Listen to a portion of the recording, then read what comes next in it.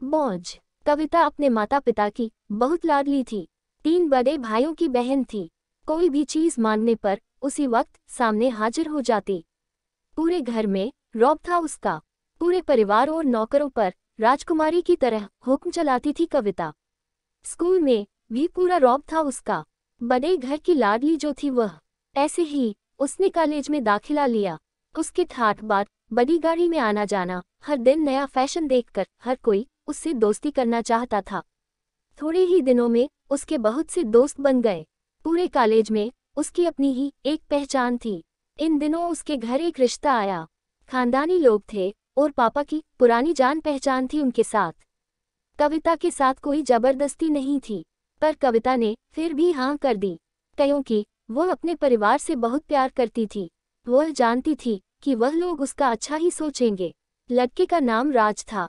राज काफी पढ़ा लिखा और समझदार लगता था। ससुराल वाले भी बहुत अच्छे थे। ससुराल में कविता की जगह वैसी ही थी जैसी कि मायके में। कोई भी कार्य कविता की सलाह के बिना नहीं होता था। सबकी लाडली बहू बन गई थी वह। फिर उसके घर एक बेटे का जन्म हुआ। राहुल कविता को जान से प्यारा था। पोता पाकर ससुराल वाले तो फूले नहीं समाते थे। कविता कभी कभी सोचती कि उसकी किस्मत कितनी अच्छी है। उसका हर अपना उसे कितना प्यार करता है। चाहे जीवन में कैसा भी समय आए, मेरे अपने हमेशा मेरे साथ हैं। मैं कभी अकेली नहीं हो सकती। कितनी खुशकिस्मत हूँ मैं। पर शायद कविता की खुशियों को उसकी अपनी ही नजर लग गई थी। एक दिन वह मायके जाने की जिद कर बैठी। राज को बहुत काम था, लेकिन वह फिर भी उसे ले गया। रास्ते में उनकी गाड़ी अन्य गाड़ी से टकरा गई। कविता, राज और राहुल बहुत बुरी तरह से जख्मी हो गए। काफी दिनों के इलाज के बाद राज और राहुल तो ठीक हो गए, लेकिन कविता पूरी तरह ठीक ना हो सकी। सर पर चोट लगने के कारण वह अपनी आंखों की रोशनी खो बैठी। अब कविता की किस्मत जैसे उल्टे पांव चलने लगी। मायके वाले कुछ दिनों तक उसे मिलने आते रहे, फिर कभी कभार फोन ही करके पूछ लेते कि अब कैसी हो। धीरे धीरे ये सिलसिला भी कम हो गया। ससुराल वालों की सहानुभूति भी कम होने लगी। घर में किसी को पास बैठने के लिए कहती तो जवाब मिलता, बहुत काम है, अब तुम भी हाथ नहीं बंटा सकती। राज भी चिचिड़ा हो गया था।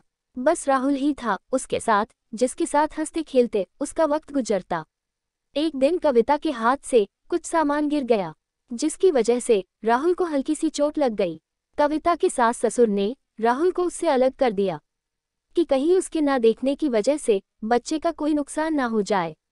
कविता अंदर से टूट चुकी थी। एक दिन उसने सबके सामने मायके जाने की इच्छा रखी तो राज उसे तुरंत मायके छोड़ आया, जैसे कि वह भी यही चाहता था। लेकिन राहुल को उसके साथ नहीं भेजा गया। कविता कभी राहुल से दूर नहीं रही थी, पर अपनी कमी के कारण उसने ज्यादा बहस नहीं की। कविता को लगा कि वह 3-4 दिन वहां रहेगी तो थोड़ा हवा पानी बदल जाएगा, क्योंकि वह कितने दिनों से कहीं भी बाहर नहीं गई थी। घर वाले भी इतने दिनों बाद उसे देखकर कितने खुश होंगे। कविता के घर पहुंचने पर सब लोग बहुत खुश हुए। खाने में सब कुछ कविता की पसंद का ही बना था। उसने अपने मम्मी पापा और भाई भाभीियों से दिल खोलकर बातें की।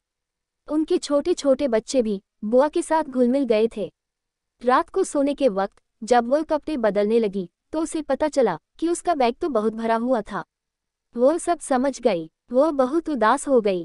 कुछ दिनों तक तो सब ठीक रहा, फिर जैसे सब बदलने लगा। सबका व्यवहार बदल रहा था। वह लोग जैसे थक चुके थे उससे। सब लोग घूमा फिरा कर पूछने लगे कि राज कब आ रहा है उसे ले जाने। वह बहाना बना देती, जबकि वह जानती थी कि उस घर में अब उसके लिए कोई जगह नहीं।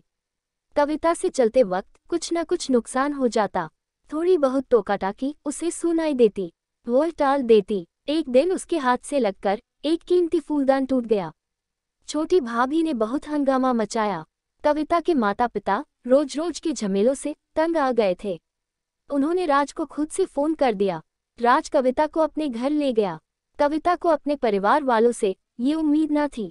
जिस कविता के कहे बिना घर में एक पत्ता भी नहीं हिलता था, उस घर के लिए वह बोझ बन चुकी थी। राज के साथ ससुराल आते वक्त वह बहुत खुश थी, क्योंकि वह अपने घर जा रही थी, अपने जिगर के टुकड़े राहुल के पास। परंतु ये खुशी भी कुछ पल की ही थी। सारा बंदोबस्त पहले ही किया हुआ था। कविता को सीधे ऊपर वाले कमरे में पहुंचा दिया गया। राहुल से दूर रहने की सख्त चेतावनी दी गई। एक कामवाली लता को उसकी जिम्मेदारी सौंपी गई, जो उसके खाने पहनने जैसी जरूरतों का ध्यान रखती। कविता ज्यादातर चुप ही रहती। कभी कभी कामवाली लता से थोड़ा बतिया लेती। उसके जरिए राहुल का पता चल जाता। सबकी लाडली बेटी और बहू सबके लिए लाडली से बोझ बन चुकी थी।